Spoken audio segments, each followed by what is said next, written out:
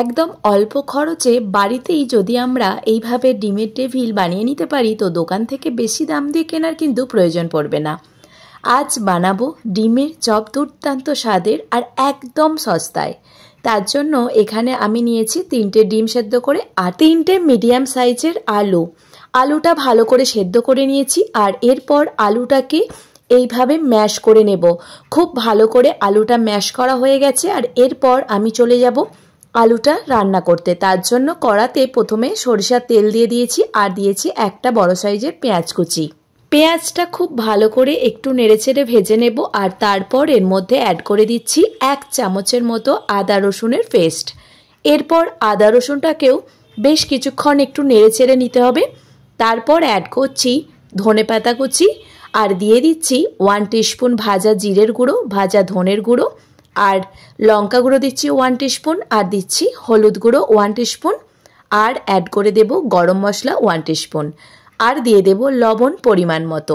যেহেতু আলুতে লবণ দেওয়া নেই তাই এখানে আমি একটু মশলার সঙ্গে বেশি করে লবণ দিয়ে দিলাম।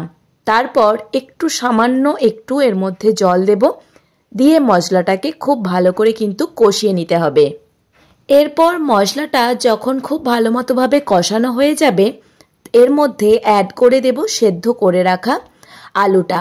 এখানে খুব বেশি সময় ধরে আলুটাকে নাড়ার কোনো প্রয়োজন নেই। আমি 5 মিনিটের মতো একটু মশলার সঙ্গে আলুটাকে খুব ভালো করে মিশিয়ে নেব। আর এটা ভালো মতোভাবে মিশে গেলেই কিন্তু এটাকে আমি নামিয়ে নেব। এইভাবে গ্যাসের ফ্লেমটাকে একটু মিডিয়ামে রেখে আমি আলুটাকে খুব সুন্দরভাবে তৈরি করে নিচ্ছি। আমার কিন্তু ডিমের ডেভিলের জন্য আলুটা একদমই রেডি হয়ে গেছে।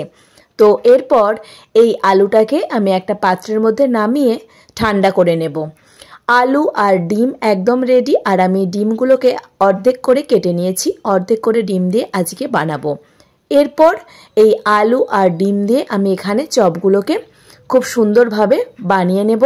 যতটা পরিমাণ লাগে সেই রকমভাবে দিয়ে এরকম গোল শেপ করে এখানে আমি ডিমের চপগুলোকে তৈরি করে নেব। এই একইভাবে আমি প্রত্যেকটা কিন্তু ডিমের চপ রেডি করে নিয়েছি। আর হাতে একটু তেল মেখে এটাকে তৈরি করলে হাতে কিন্তু একটুকু আলু লাগবে না। এরপর একটা পাত্রের মধ্যে আমি নিয়ে নিলাম বড় চামচের 1 চামচ কর্নফ্লাওয়ার আর দিচ্ছি জল।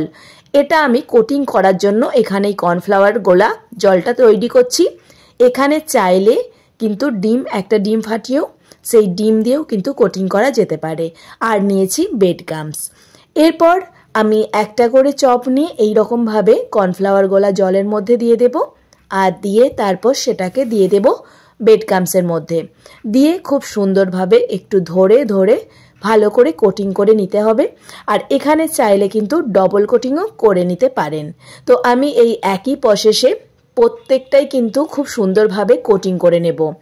আর এখানে চাইলে ডিমের গোলা দিয়ে কোটিং করতে পারেন, তবে আমি এখানে কর্নফ্লাওয়ার গোলা জল দিয়ে করছি। এইভাবে প্রত্যেকটা কিন্তু আমি এইভাবেই বানিয়ে ফেলেছি। আর এরপর এটাকে ভেজে নিলেই আমাদের দুর্দান্ত স্বাদের ডিমের ডেভিল একদম রেডি হয়ে যাবে। আর এটা ভাজার সময় আমি কিন্তু গ্যাসের ফ্লেমটা মিডিয়ামে রেখে ভাজবো, যাতে খুব তাড়াতাড়ি না ওপরটা লাল হয়ে আসে। একটু ধরে ধরে সময় নিয়ে ভাজলে এটা খেতে দারুণ টেস্টি হয়। আর বন্ধুরা দেখতেই পেলেন যে কোনোরূপ ভাজা মশলা বা কোনোরূপ স্পেশাল মশলা ছাড়াই ঘরে থাকা মশলা দিয়েই কিন্তু হয়ে গেল আমাদের দুর্দান্ত স্বাদের ডিমের ডেভিল। আর এইভাবে যখনই মুখরোচক কিছু খেতে ইচ্ছা করবে তো আমাদের বাড়িতে হাতের কাছে তো এই জিনিসগুলো প্রায়ই থাকে। তো আমরা যখনই ইচ্ছা করবে তখনই এইভাবে খুব সহজেই বানিয়ে নিতে পারি। আর দোকানে কিনতে গেলে কিন্তু অনেকটা পরিমাণই খরচ পড়ে যাবে।